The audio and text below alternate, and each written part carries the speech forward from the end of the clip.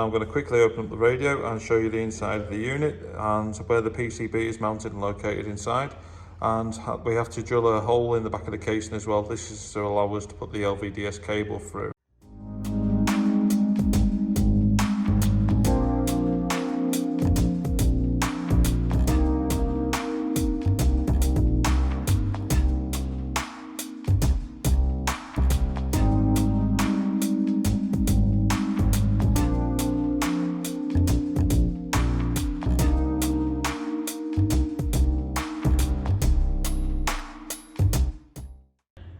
So now the radio is now back together again, and as you can see here, it looks completely original until you get to the back of the unit around here, where we've installed the LVDS output wire for the Apple CarPlay interface. That's just down there in the bottom, and we've just put some protection around there just so it doesn't catch on the casing or eventually rub through on it. So this is going to show you next to have the system up and running.